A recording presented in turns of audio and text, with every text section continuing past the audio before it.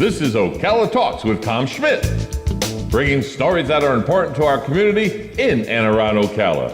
Plus, of course, a splash of sports. Here's your host, Tom.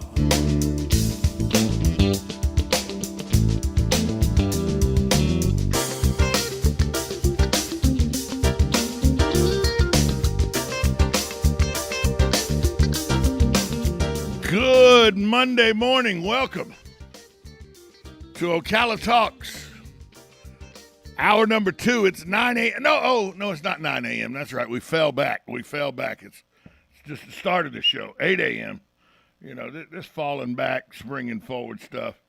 It's just ridiculous. But daylight savings time kicked in yesterday. So it is 8 a.m. 8:06. Should be 9:06, though. Galen Unall from Life South joins us.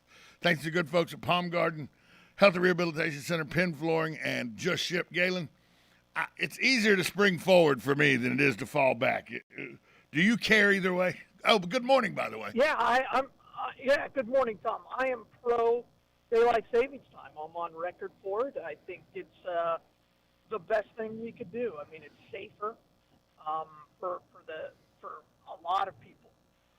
It's just easier for me to spring forward, though.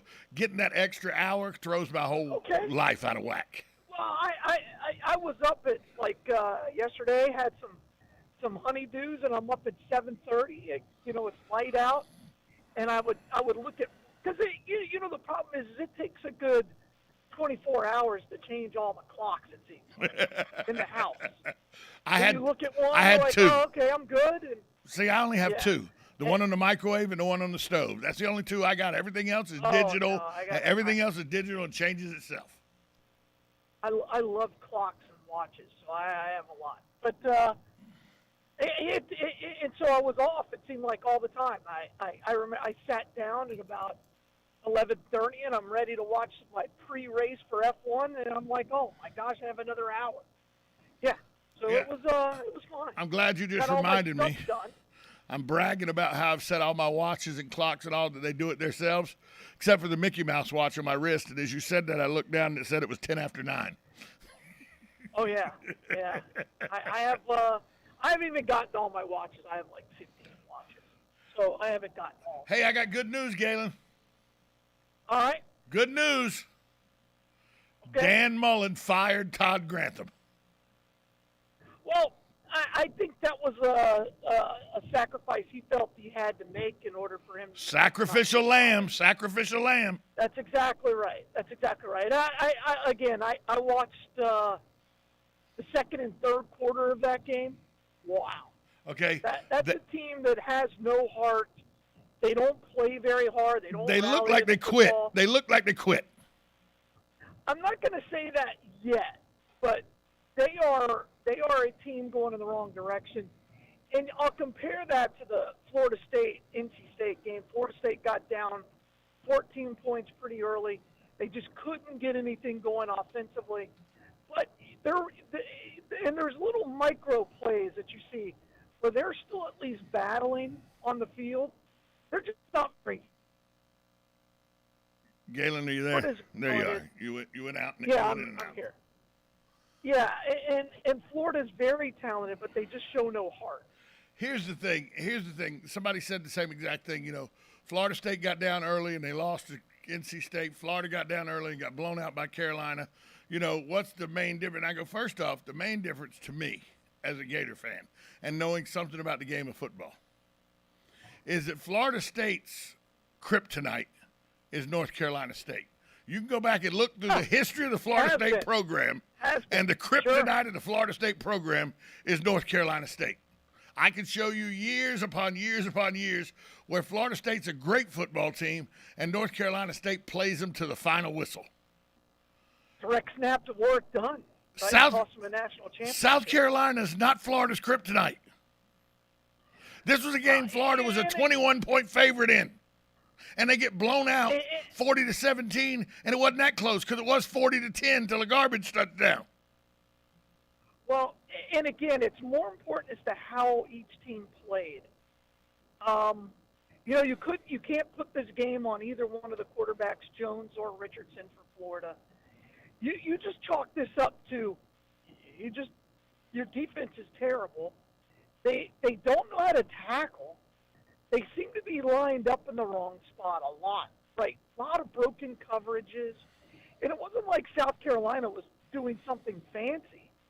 At one point they ran this little waggle, and the guy took it to the house, and I'm like, there is no safety.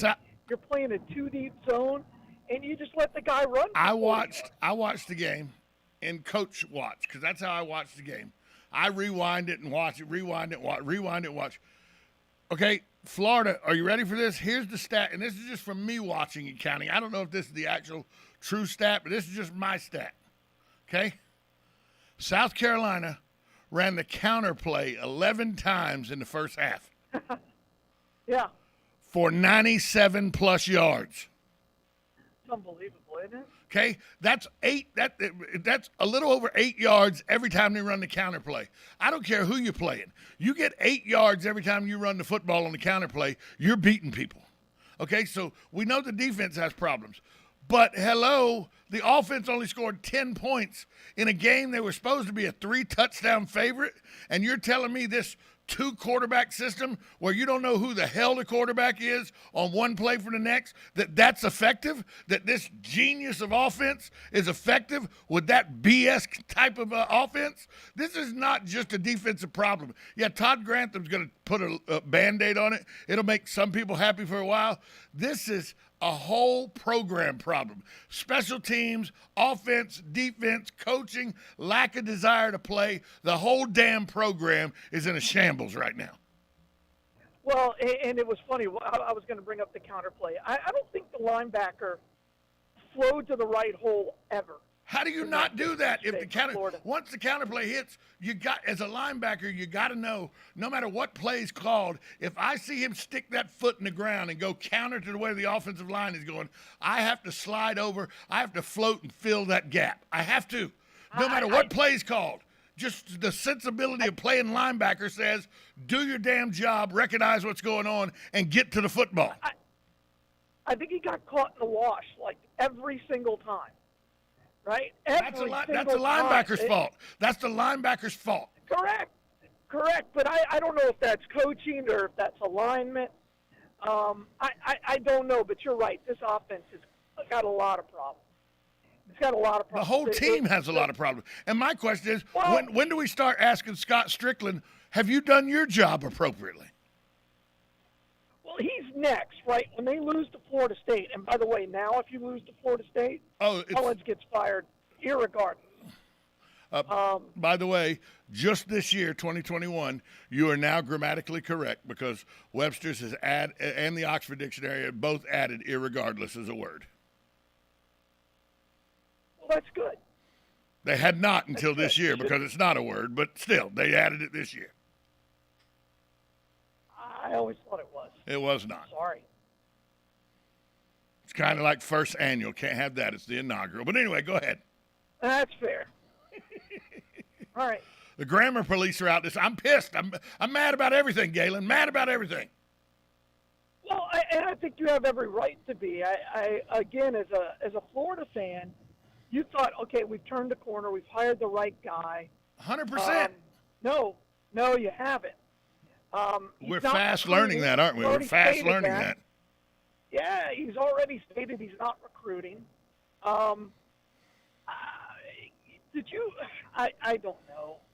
I don't know. I mean, when your quarterback's 17 for 30 for 258, it's not very good. And a lot of those 258 came on the final drive. A friend of mine that is a Florida State fan, but he lives up in the southwest corner of Georgia.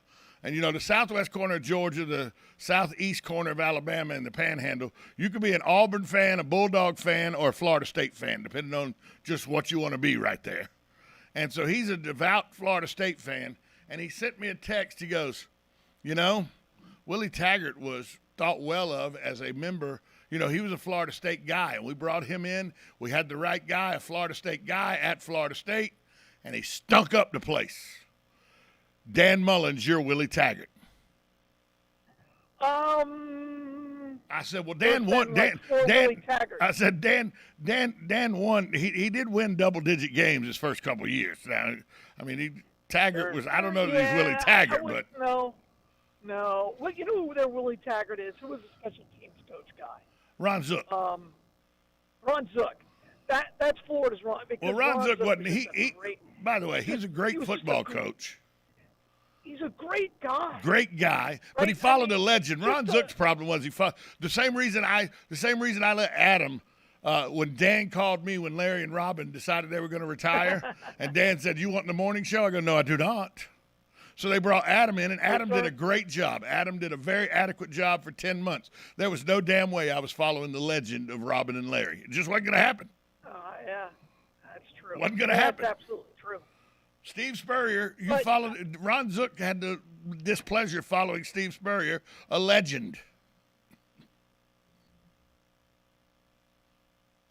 Speaking of legends, No, I'm here. you're in that area of town where legendary I'm goes here. away. I'm here. So, and then somebody here. will say, "Well, Will Muschamp followed the legend too." I'm not real sure I'm giving Urban Meyer legendary status. I'm just not. But he did win 2 national championships. He did win one more than Spurrier won. Yeah, I mean, what is a legend then? Well, Nick Saban is still defining. Nick Saban is still defining that and setting the bar really, really high. Well, we could talk about the polls now.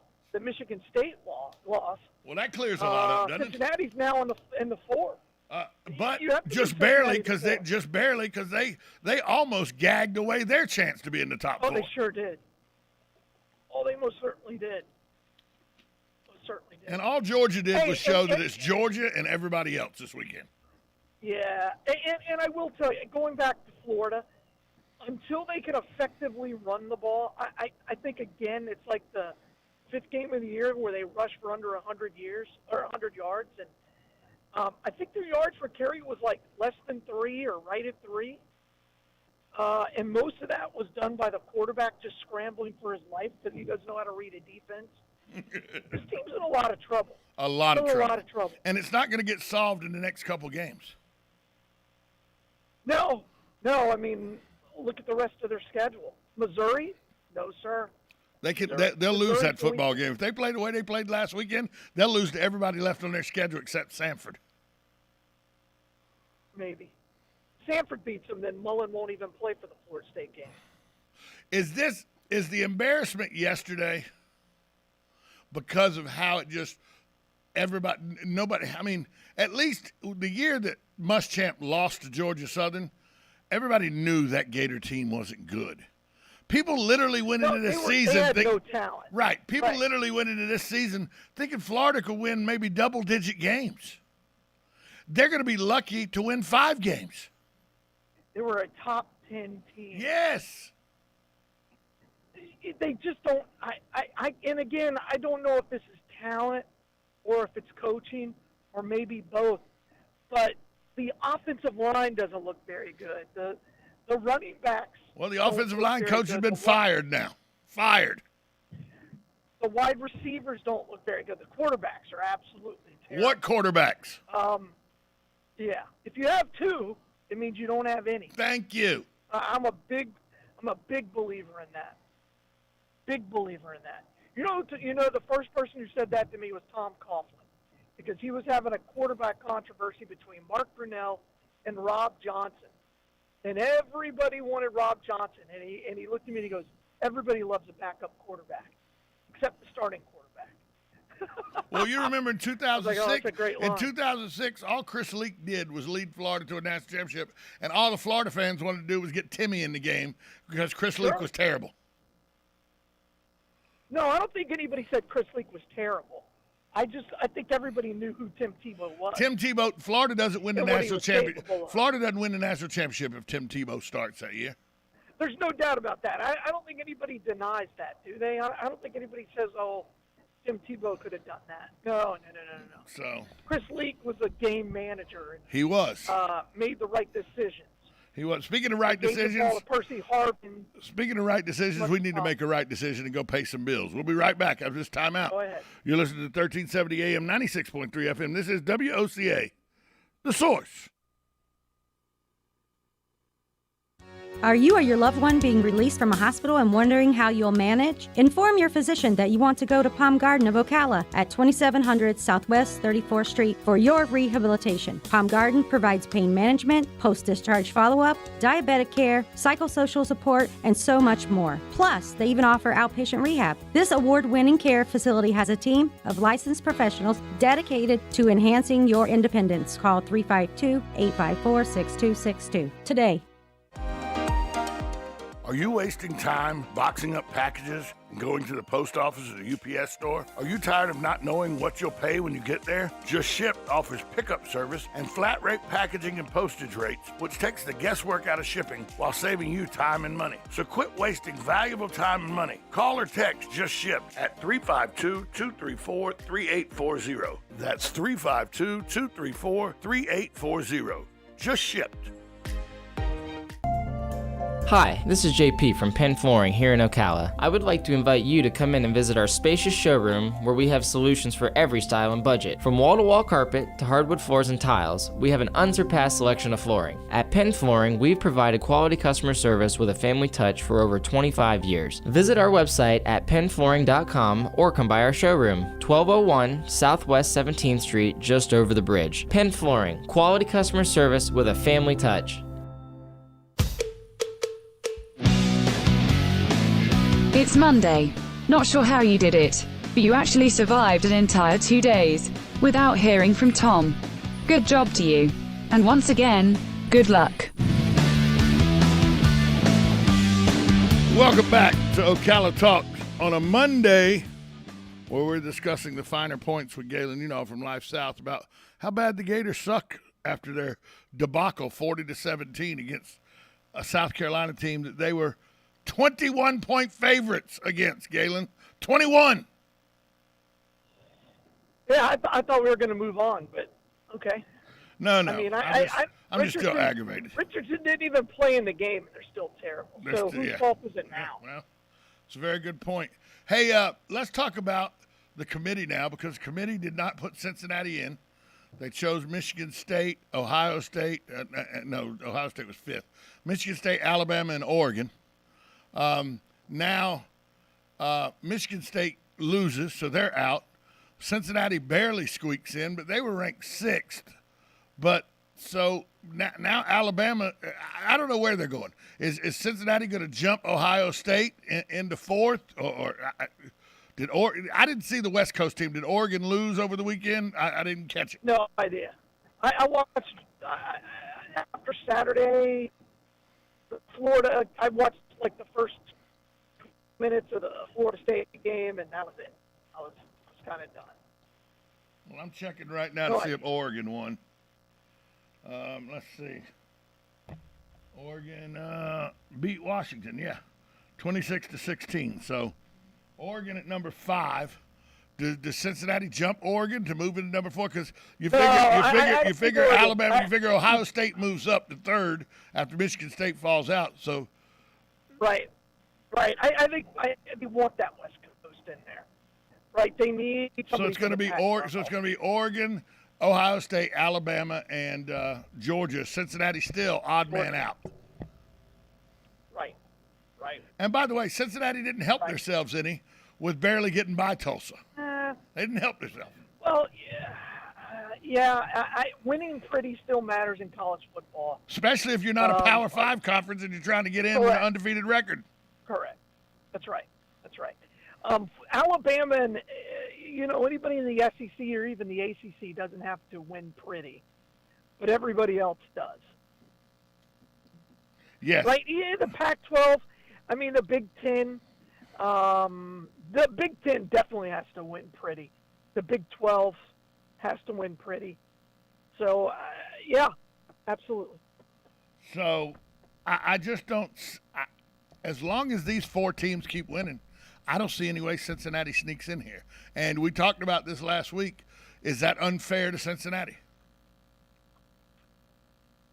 Yes, of course it is. But just keep winning, and you're winning, and every time you win and you don't have a loss, your points go up. And I think if they stay undefeated, I think they have a real chance of getting in. It just won't be this week.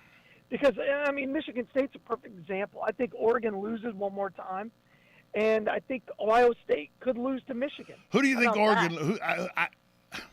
Oregon. I don't. It's hard for me to see a loss for Oregon, but you're right. I can see I Ohio don't have their State losing schedule to in front of Michigan. me. I thought they played. Don't they play Stanford? They play this weekend. They play Washington State, then they play Utah, and then they're done. Oh wow! No, don't they have a championship No, game? they already lost to Stanford. Remember? Oh, that's right. Well, I was right. And I then they figured play it. Oregon State. All right. So They could lose to Utah. I kind of doubt it. But yeah. here's the only way I don't again, see Cincinnati if getting in. Cincinnati keeps winning, they got a chance. If Cincinnati goes undefeated, they're in unless one scenario happens. If you get to the first weekend of December and Alabama comes out of the West and they figure out a way to beat Georgia out of the East, that's a death knell for Cincinnati. No, I think Ohio State could still lose to Michigan. Well, I know if everybody else wins out, Oh, if everybody wins out, the yeah, only way that's Cincinnati the only gets in is chance. Georgia has to beat Alabama. If Alabama beats Georgia Right. and Ohio State and Oregon State win out, Cincinnati's not getting in. Correct. That's correct. And that's a very real possibility. Don't ever sell, even though you say this isn't the same Alabama and Nick Saban, don't ever sell Nick Saban short in a championship game, either at the SEC level or the national championship level.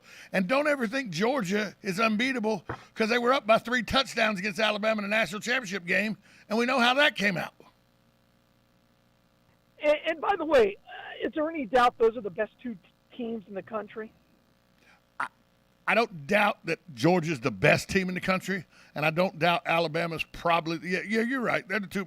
Georgia is 1, Alabama's 2, and then you could try to make an argument for 2A.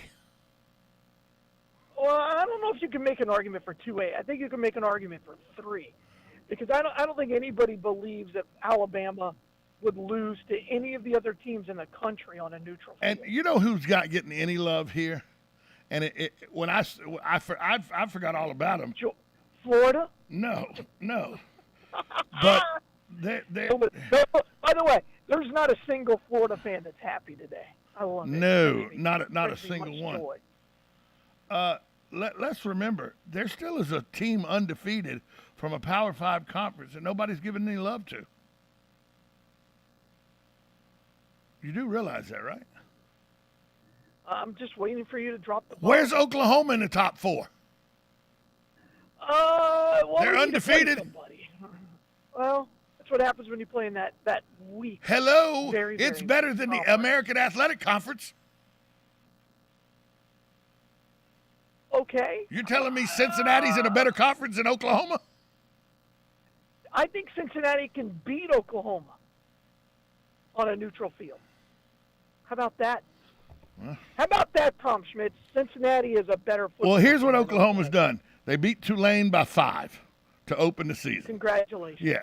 Then they beat Yeah. Western What did Carolina. Cincinnati beat Tulane by? I'll go look at that in a moment. Then they beat Western Carolina 76-0. They beat Nebraska by a touchdown.